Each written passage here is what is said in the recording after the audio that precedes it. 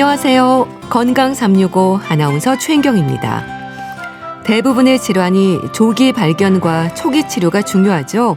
암도 마찬가지입니다. 상태에 따른 적절한 치료로 관리하게 되는데요. 치료가 끝난 후에도 재발이나 전이 위험에 대한 불안감을 갖습니다. 가능성이 있기 때문이죠. 그래서 뭘 먹어야 할지, 뭘 먹으면 안 되는지 개선하고 지켜야 하는 생활 습관에 대한 관심이 높습니다. 어떻게 해야 할까요? 오늘은 특히 유방암 치료 후 궁금해하는 부분들을 살펴보겠습니다. 그리고 더운 날씨 탈수와 탈진의 위험에 대해서도 알아봅니다. 건강 365 랜디 뉴먼의 You've Got a Friend 듣고 시작하겠습니다. KBS 라디오 건강 365 함께하고 계십니다. 암을 경험한 분들에게는 재발에 대한 불안감이 있죠. 그래서 일상의 많은 부분에서 조심하게 되는데요. 유방암 수술을 한 분들도 그런 마음이지 않을까 싶습니다. 걱정하고 궁금해하는 부분들, 유방외과 전문의 이윤숙 원장에게 도움 말씀 듣겠습니다. 원장님 안녕하세요. 네, 안녕하세요. 반갑습니다. 네, 반갑습니다. 유방암으로 수술한 분들이 궁금해하는 많은 질문들이 있을 텐데요. 혹시 재발할 수도 있습니까? 이 부분에 대한 걱정을 많이 하실 것 같습니다. 어떤가요? 되게 많이 질문들을 하시죠. 네. 다들 걱정하시는 게 이제 뭐 재발이라든지 전이라든지 이런 거다 보니까 뭐 처음에 진단받고 앞으로 재발은 없나요? 뭐 이런 네. 질문 굉장히 흔하게 하시는 질문입니다. 네. 특히 또 유방암은 멀쩡하다가 뭐 한참 시간이 흐른 뒤에 거의 병을 잊어버릴 만한 시점에 또 재발하는 경우들이 있다 보니까 네. 그런 질문들을 많이 하십니다. 그렇게 수술 후에 10년이 지나서 안심하고 있다가 재발했다는 분도 있던데요. 그럼 오랜 세월이 지난 후에도 재발 가능성은 있는 건가요? 네, 특히 이제 유방암의 가장 흔한 타입인 호르몬 반응형이라는 타입이 있는데요. 네. 우리가 그 분류들을 좀 하는데 루미날 A, 루미날 B 이런 타입들이 이제 주로 호르몬 반응성을 가지고 있어서 호르몬 억제제를 장기간 복용하는 그런 종류의 암인데 네. 그 종류의 암이 실은 10년 어떤 때는 심지어 20년이 지나서 전이나 재발이 오는 경우들이 있습니다. 네. 그렇게 재발하지 않으면 좋겠지만 또 그렇지 않아서 걱정이 되는데요. 그렇기 때문에 수술 후의 관리가 중요할 것 같습니다. 일단 생활 습관을 살펴야 되겠죠?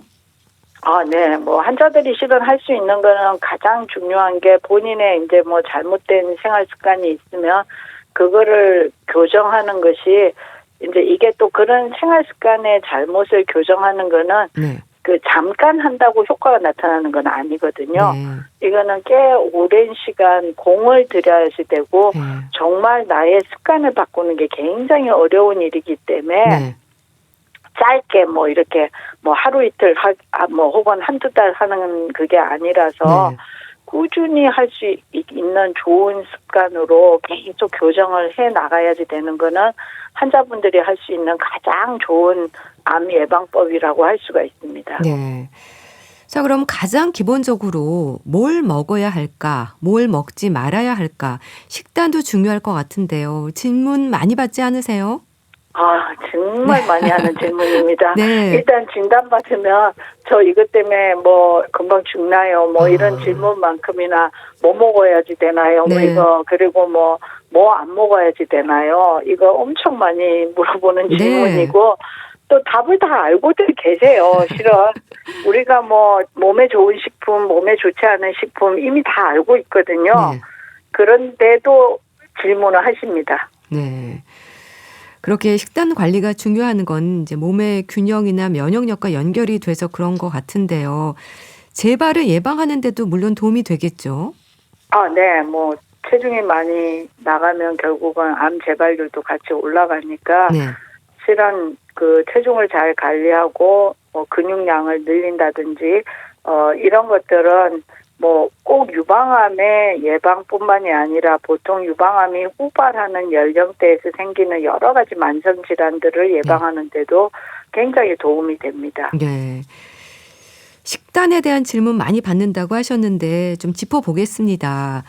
단백질, 비타민, 무기질, 균형 잡힌 식사가 중요하잖아요. 그건 네. 암을 경험한 분들이 아니더라도 누구에게나 필요한 부분일 텐데요. 특히 암을 경험한 분들에게는 뭐 이런저런 들리는 얘기들이 많습니다. 붉은색 고기는 먹지 말아야 한다는 말부터 여러 가지인데요. 신경 쓸 수밖에 없는데 어떨까요? 뭐 붉은색 고기가 이제 그 한동안 또 뭐 많이 이슈가 되지 않았습니까? 특히 가공식품들, 네. 뭐 소세지나 햄이나 뭐 이런 것부터 시작해서 그러다 보니까 이제 그거에 또 너무 집착을 하셔서 네. 뭐 고기는 절대 안 돼. 그러면은 뭐 이제 소위 흰 고기라는 게 우리 흔히 이제 뭐 그런 닭고기라든지 네. 뭐 이런 좀 이제 단백질은 많은데 지방이 적은 그런 고기들을 말하는 거거든요. 네. 그래서 닭고기도 뭐 어떤 면에서는 닭가슴살이나 그렇지 또 다른 부위는 지방이 되게 많거든요. 네. 그래서 이거는 이제 꼭 붉은살 생선의 중요도라기보다는 네. 그만큼 좋은 단백질을 섭취해야지 된다 하는 걸로 저는 이해를 하시는 게 더 좋을 것 같고, 네. 뭐 계속 그러니까 소위 우리가 고기만 먹는다면 아무리 좋은 음식이라도 고기만 먹는 건 절대 좋지가 않은데 그렇다고 채식이 좋다고 해서 채식만을 하게 된다면 또 단백질이 부족할 수밖에 없기 때문에 네. 결국은 이제 단백질도 일정량 하루 권장량을 보통 하루 권장량이 우리 손가락 빼고 손바닥 정도의 크기가 하루 권장량이거든요. 네. 생각보다 작은 양은 아니거든요. 그렇네요. 그래서 이제 적절하게 고기도 먹어줘야지 되고, 네. 이제 그 고기를 이제 좀 동물성 지방이 몸에 안 좋으니까 가능하면 동물성 지방이 없는 데를 먹게 되고, 이렇게 하라는 거지, 꼭 붉은색 고기는 절대 안 돼. 이런 건 절대 아닙니다. 뭐 유방암에만 해당되는 이야기도 아니고, 또 유방암에 특별히 좋은 식품, 뭐 유방암에 특별히 나쁜 식품은 네. 우리 몸에 보통 안 좋다고 하는 게 안 좋은 거고 우리 몸에 좋다고 하는 게 좋은 거지 여기에만 딱 특화된 식품이 있다 그렇게 생각하실 필요는 없을 것 같아요. 네. 좋은 단백질을 적당량 섭취하는 게 좋다고 얘기하셨고요. 그리고 유방암이 호르몬과 연관된 질환이라서 뭐 지방이나 탄수화물에 신경 쓰는 건 당연한 일일 수도 있을 것 같은데 어떨까요? 네, 아무래도 이제 우리가 폐경이 오면 대부분의 여성 호르몬이 몸에 있는 기름에서 만들어지거든, 지방에서. 네. 소위 이제 지방에서 여성 호르몬이 이제 만들어지니까 실제로 호르몬 반응형 유방암이 굉장히 더 많기 때문에 전체 환자의 한 65%가 호르몬 반응형이니까 거의 3분의 2 이상이 호르몬 반응형이라서 네. 요 환자분들은 그 체중이 늘거나 소위 지방이 몸에 쌓여진 지방이 늘어가면 아무래도 여성 호르몬 수치가 더 올라갈 수밖에 없거든요. 네. 그래서 우리가 호르몬 억제제를 먹는데 그게 이제 체중 관리가 안 된다든지 이렇게 된다면은 네.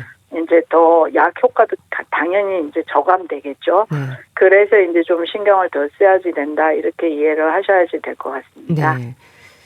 익히지 않은 날 음식은 피하는 게 좋다는 건 또 어떨까요? 그거는 이제 항암제를 하시는 분들이 실제로 항암제를 할 때는 항암제 때문에 우리 몸의 백혈구 수치가 굉장히 저하돼 있거든요. 네. 그러다 보니까 이제 날 음식을 잘못 먹게 되면 그걸로 인해서 가벼운 식중독이 와도 네. 그분들은 잘못하면 폐혈증 이런 거에 빠질 수가 있어요. 네. 그래서 그때는 이제 극도로 조심을 시키는 거고 네.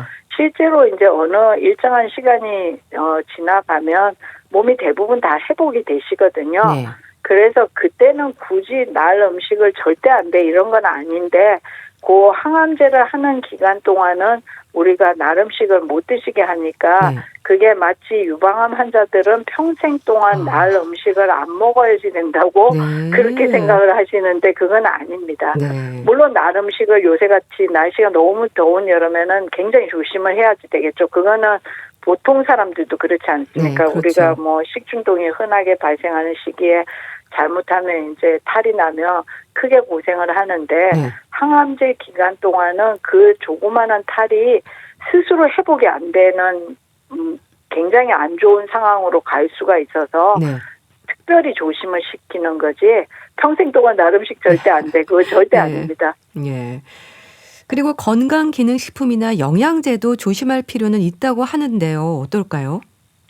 뭐 너무 많이 드시는 것 같아요. 요새 제가 보니까 뭐 건강기능식품 뭐 약만 먹어도 배부를 정도로 드시는 분들이 되게 많더라고요. 네. 그런 거는 정말 간이나 콩팥에 부담이 될 수가 있어서 네. 뭐가 좋다 뭐 이런 거 다 드시면 아마 밥 안 먹어도 배가 부르실 만큼 드시는데 그건 진짜 좀 저는 너무 많은 그런 특히 이제 약도 많이 먹고 뭐 또 네. 건강식품에서 주는 여러 가지 약은 아니지만 건강식품이라고 하는 것들을 너무 많이 챙겨서 드시는 거는 제가 볼 때는 별로 그렇게 적절하지 않다고 저는 생각이 들고 진짜 우리가 필요한 거는 네. 식사를 통해서 균형 잡힌 식사를 통해서 또 적절한 운동을 통해서 내 몸을 관리하는 거지 그런 것들을 많이 먹었다고 해서 그게 뭐 정말 내 몸에 그렇게 좋은 효과를 낼까 하는 거는 네. 저는 평생 동안 굉장히 의문으로 생각을 하고 있는데 네. 근데 이제 본인들이 실은 못 드시는 분들이 있어요. 뭐 이렇게 좀 가리는 것도 많고 네.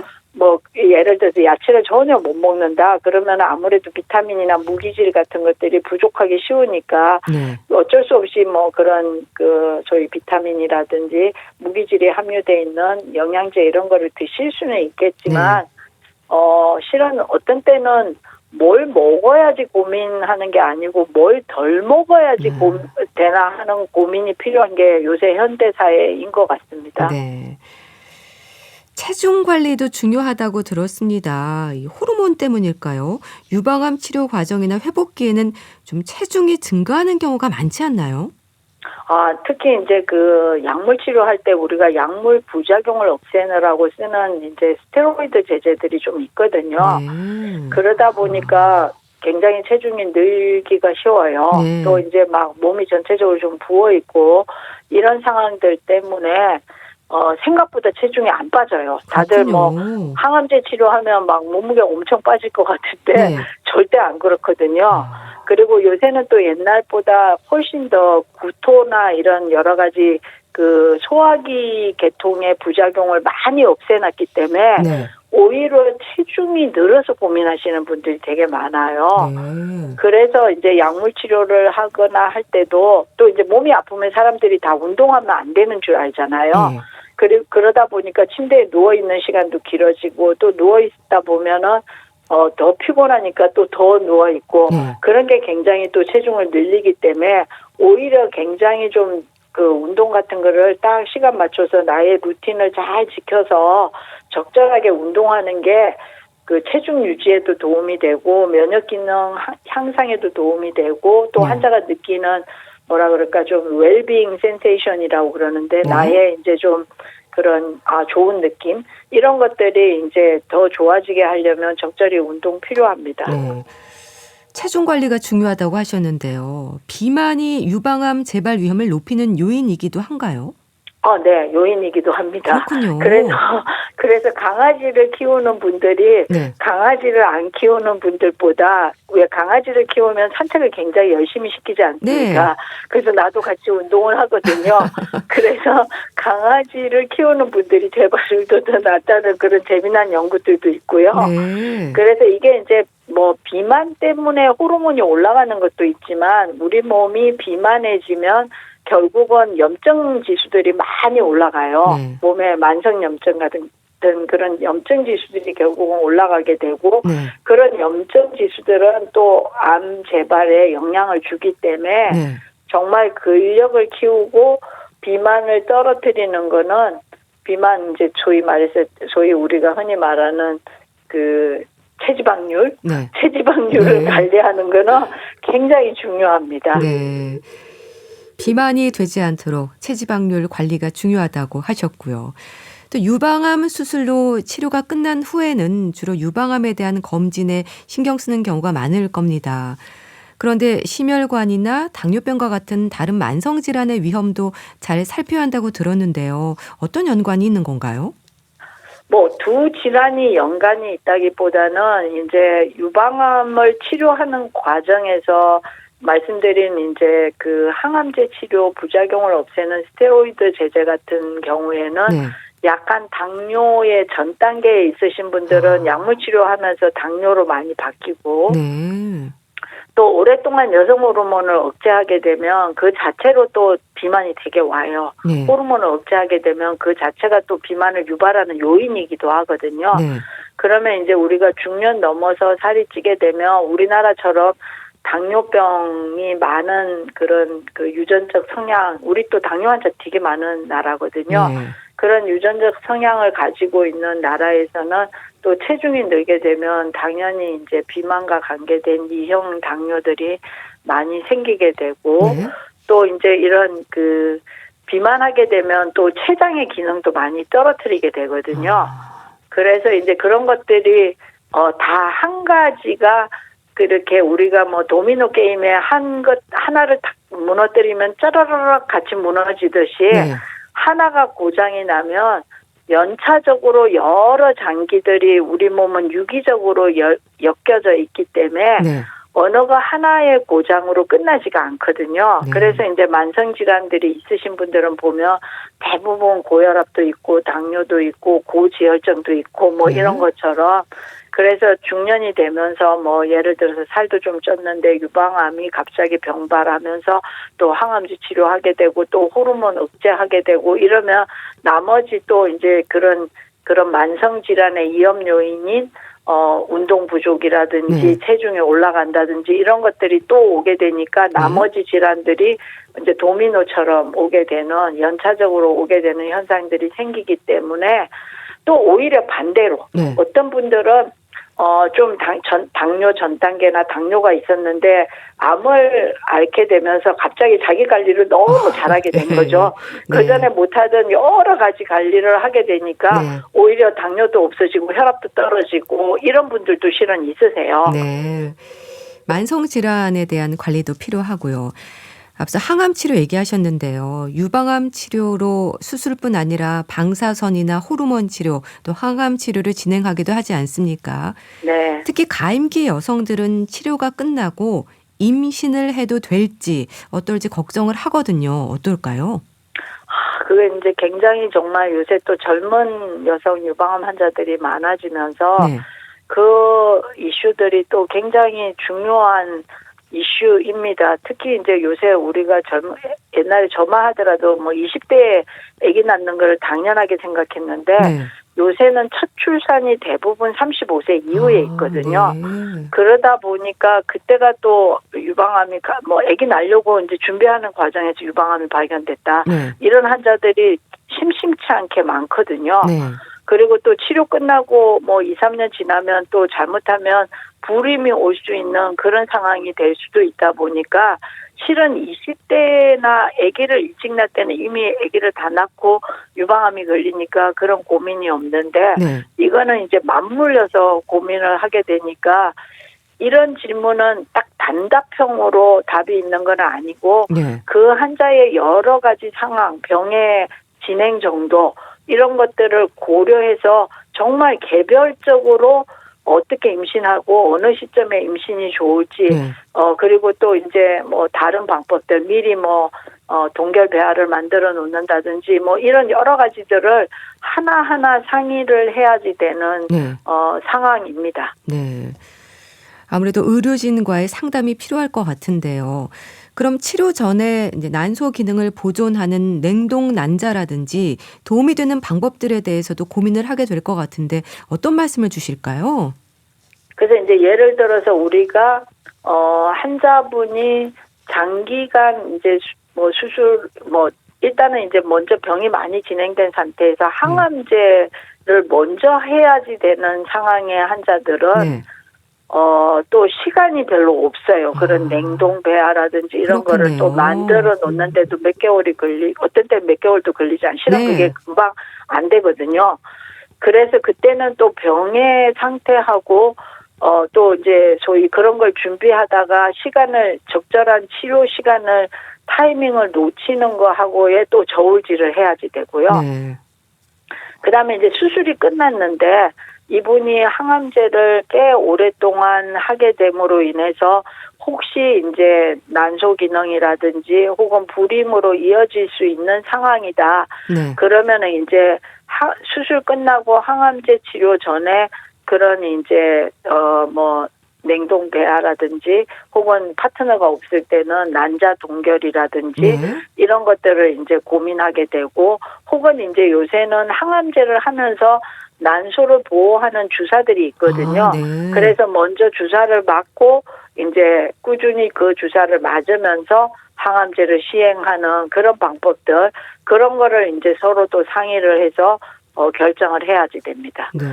요새 이제 이런 젊은 가임기 여성들의 유방암 환자가 늘어나다 보니까 대부분의 큰 병원에서는 이런 부분에 대해서 이제 조금 잘 상담을 할 수 있게끔 네.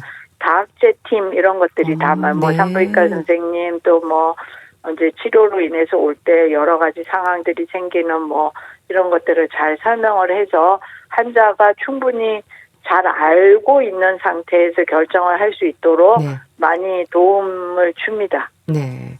임신과 관련해서도 의료진과의 상담 후에 잘 결정하시면 좋겠네요. 네. 네, 알겠습니다. 오늘은 유방암 치료 후 궁금해하는 부분들 살펴봤는데요. 유방외과 전문의 이윤숙 원장과 함께했습니다. 감사합니다. 네, 고맙습니다. KBS 라디오 건강 365 함께하고 계신데요. 수잔 베가의 탐 스타이너 듣고 다시 오겠습니다.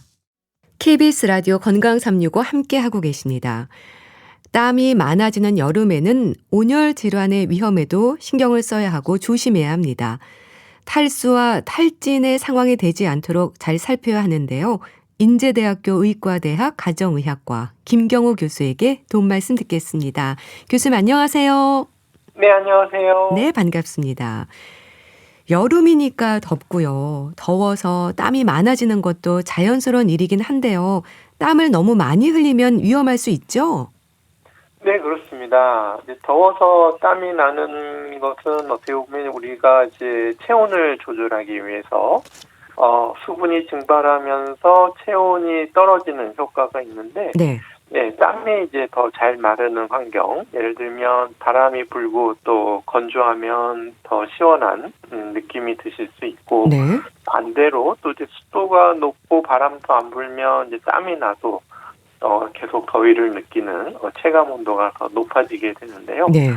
이렇게 이제 땀을 너무 많이 흘리게 되면 체내 수분 소실도 많이 일어나고 또 동시에 이제 나트륨과 같은 전해질이 빠져나가면서 네. 탈수가 생기는 것이 좀 위험할 수 있겠습니다. 네. 그렇게 수분과 나트륨과 같은 전해질이 빠져나가면서 기운이 없고 휘청하는 느낌도 드는데요. 수분 섭취가 그래서 강조되는 것도 탈수 위험에 대한 조언이지 않나요? 네, 그렇습니다. 이제 빠져나간 만큼 수분 보충을 안 해주게 되면 탈수 현상이 생기는 위험 중에 하나는 우리가 결국 혈액 순환을 시키기 위해서는 네. 적정한 혈압이 또 필요한데요. 네. 이렇게 수분이 부족해지게 되면 혈압이 떨어지게 되고 이렇게 혈압이 떨어지게 되면 각 장기에 충분한 혈액과 수분 공급이 안 되는 현상이 생기게 되겠습니다. 네. 일사병, 열사병, 탈수, 탈진 함께 얘기되는 경우가 많습니다. 어떻게 이해하면 될까요? 각각의 상태를 말씀 주시면 좋겠는데요.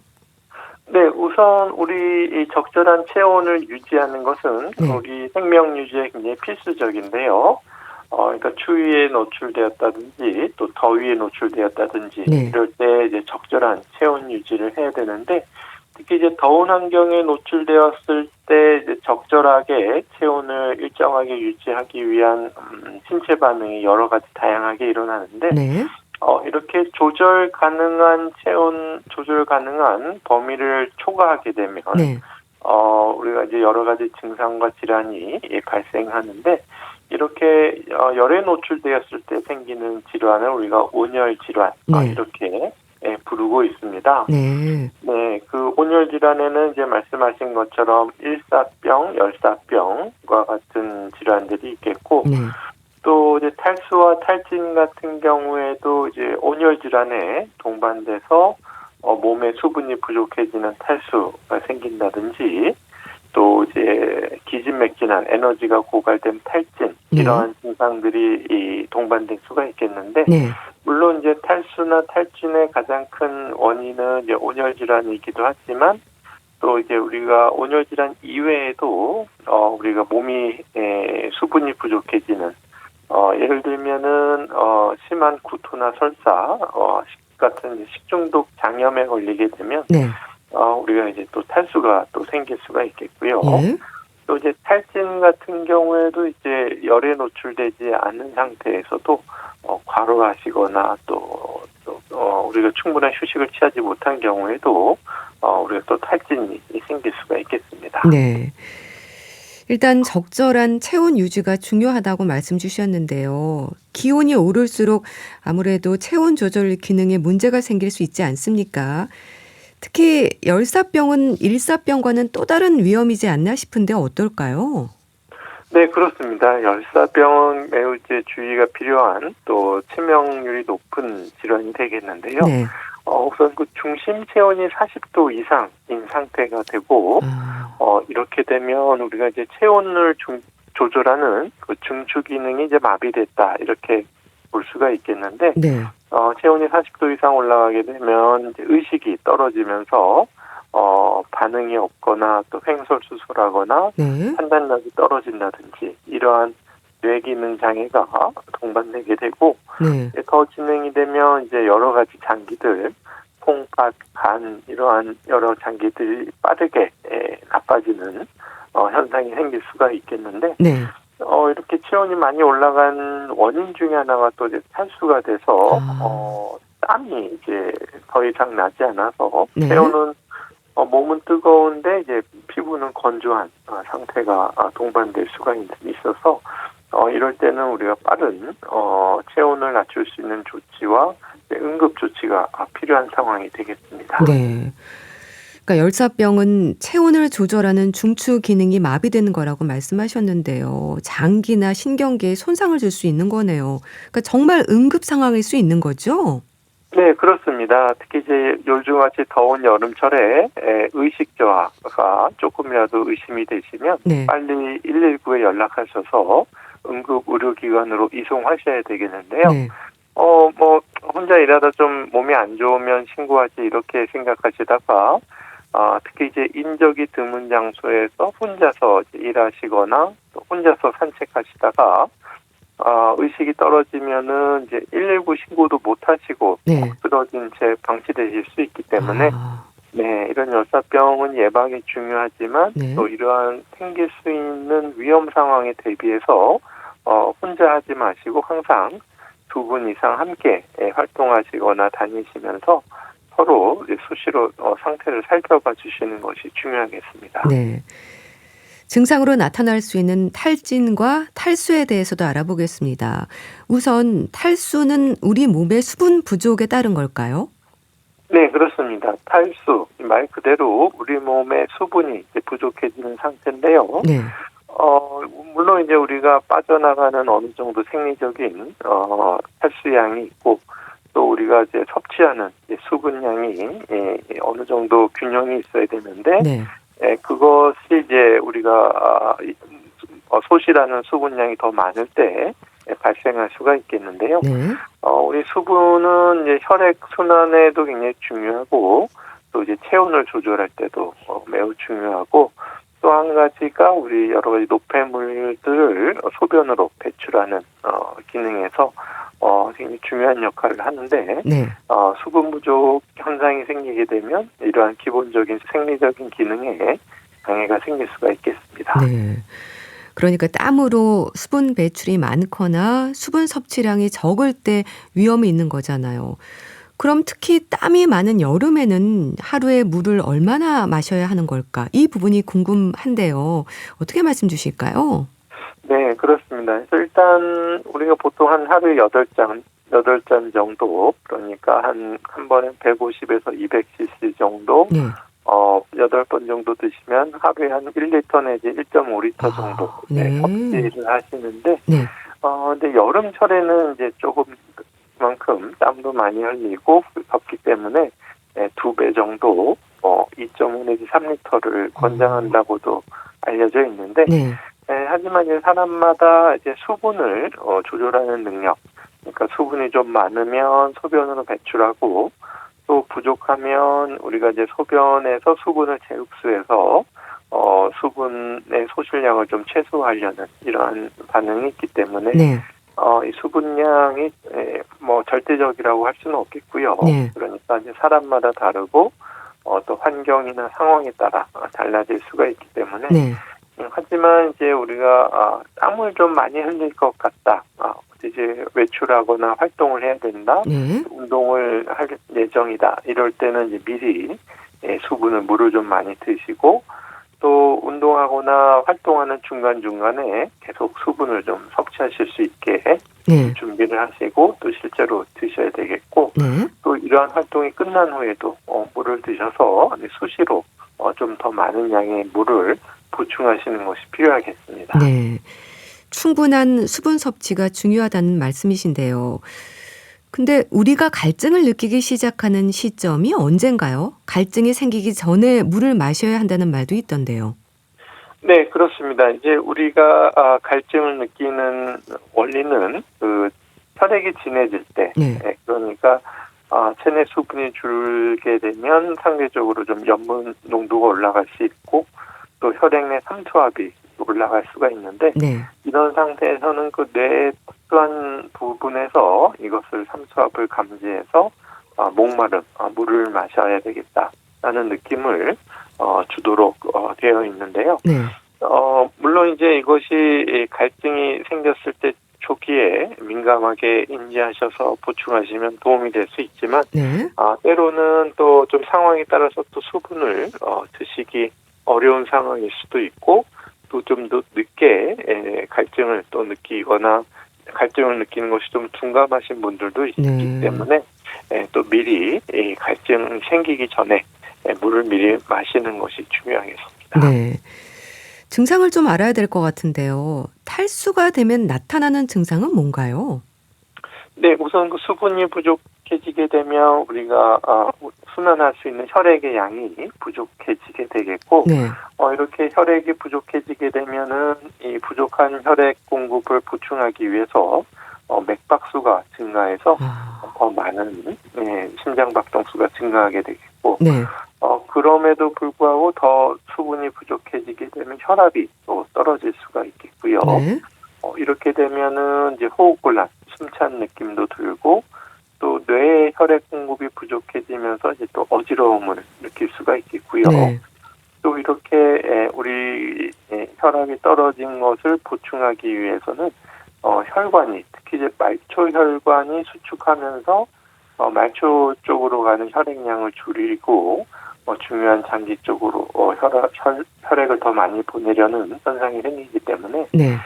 이 말초 혈관이 많이 수축해지고 또 혈액이 진해지기 때문에 손끝, 발끝 같은 손발의 말단 부위가 오히려 또 부종이 생길 수도 있겠고요. 네. 또 아무래도 이제 수분 배출량이 줄다 보니까 네. 땀이 막 줄게 되고 소변량 역시 감소하면서 이제 진한 소변을 볼 수가 있겠습니다. 네. 그러니까 혈압이 떨어져서 뭐 호흡곤란이 올 수도 있고 어지러움 그리고 손발에 말단 부위가 붓기도 하고 소변량이 감소하기도 할 수 있는 거네요. 여러 가지 증상들이 나타난다는 건데요.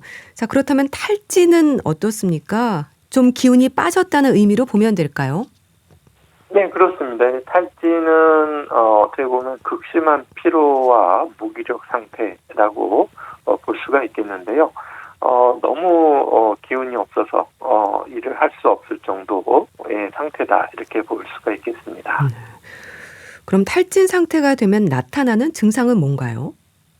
네, 우선 이제 너무 피곤하다, 아무 일도 하기 어렵다라는 무기력감이 주된 증상이고, 네.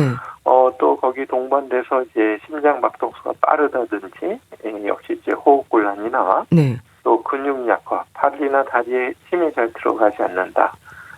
또 뭐 일을 집중해서 할 수가 없다. 네. 이런 것들이 또 지속되고 또 장기화되면 또 우울감이나 자신감 저하, 능률 저하 같은 이런 신체적 증상이나 심리적 증상이 복합적으로 나타날 수가 있겠습니다. 네. 그렇게 무기력 상태에다가 이제 심하면 호흡에 어려움을 느끼기도 하고 과호흡의 위험도 있다면 응급실로 가야 하는 상황도 될 수 있겠어요. 네, 종종 이제 과호흡 때문에 응급실로 오시는 분들이 많은데요. 네. 우리 이제 과호흡하게 되면은 이제 우리가 숨을 쉬는 이유는 이제 산소와 이산화탄소를 폐에서 교환하는 작용이 되겠는데, 네. 실제로 이제 산소가 부족하지 않은데도 과도하게 호흡이 많아지고 빨라지는 현상이 되겠는데, 네. 이런 분들은 이제 산소가 부족하다는 느낌, 그리고 이제 숨을 쉬어도 숨이 잘 쉬어지지 않는 것 같은 느낌, 이런 예. 것들을 호소하시면서 호흡이 빨라지게 되는데, 네. 이렇게 호흡이 빨라지게 되면 우선 산소 농도 자체는 문제는 없지만 이산화탄소 수치가 과도하게 떨어지게 되고, 이러면서 이제 혈액의 산염기 균형이 깨진다든지 네. 하면서 막 두통이 생기고 어지럽고, 손발 저림 느낌, 또 가슴이 답답하고, 네. 또 더 심한 경우에는 손발이 이렇게 꼬여가지고 경련처럼 생겨서 이제 꼼짝하기 어려운 그런 상태도 생겨서 네. 이렇게 호흡이 잘 안 쉬어지고 손발에 심한 저림감이나 실제로 꼬임, 경련 이런 증상으로 응급실로 이송돼서 오시는 분들이 종종 계십니다. 네. 자, 그렇다면 말씀 주신 탈수와 탈진의 위험이 없도록 관리를 잘해야 할 텐데요. 어떤 관리가 필요할까요? 네, 아무래도 사전에 그 수분을 충분히 드셔야 되는데, 여러 가지 탈수와 탈진의 위험이 있지만 요즘과 같이 이제 날씨가 더울 때는 우리가 흘린 땀만큼 충분한 수분을 보충하기 위해서 물을 자주 조금씩 드시는 것이 좋겠고, 네. 또 입맛이 좀 변할 수가 있고 또 식중독 위험도 있지만 네. 균형 잡힌 영양 식단으로 골고루 잘 드시는 것이 좋겠고, 네.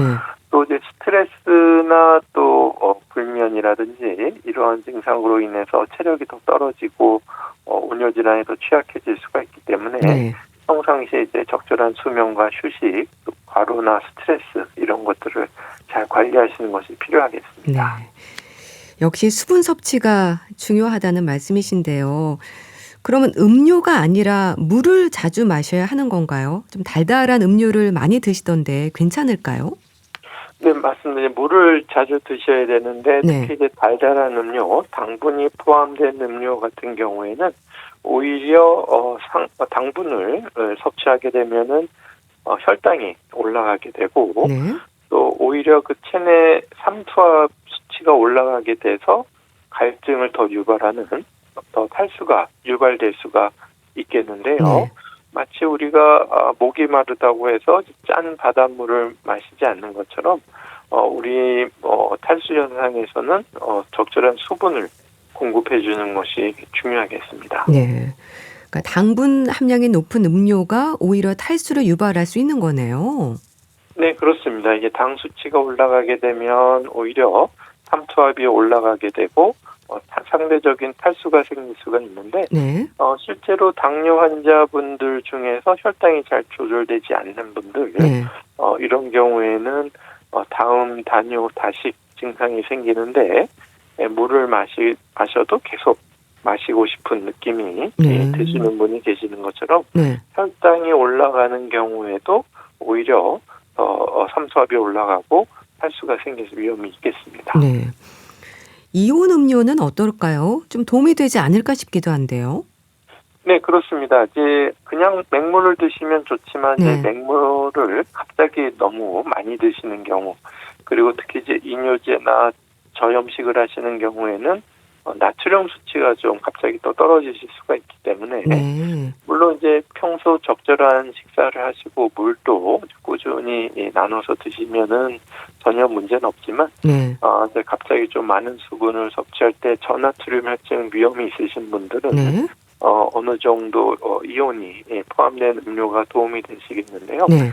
하지만 이제 주의하실 것은 이제 시중에 나와 있는 이온 음료 중에는 네. 당류가 상당히 포함된 음료도 있기 때문에 이제 500cc 기준 20g 정도 당류가 포함된 굉장히 많이 포함된 음료도 있기 때문에 네. 만약에 구매해서 드실 때는 당분이 없는지 저당 성분인지를 확인하시고 만약에 이제 집에서 드신다고 하게 되면은 절대로 짜지 않게 네. 약간의 소금을 추가해서 드시는 방법도 있을 수 있겠습니다. 네. 좀 음료보다 물을 드시는 게 중요하다는 거 기억을 하셔야 되겠습니다. 자, 알겠습니다. 오늘은 온열 질환인 일사병과 열사병, 또 탈수와 탈진의 위험에 대해서 짚어봤는데요. 인제대학교 의과대학 가정의학과 김경호 교수와 함께했습니다. 말씀 감사합니다. 네, 감사합니다. 이승환의 붉은 낙타 보내드리면서 인사드릴게요. 건강365 아나운서 최인경이었습니다. 고맙습니다.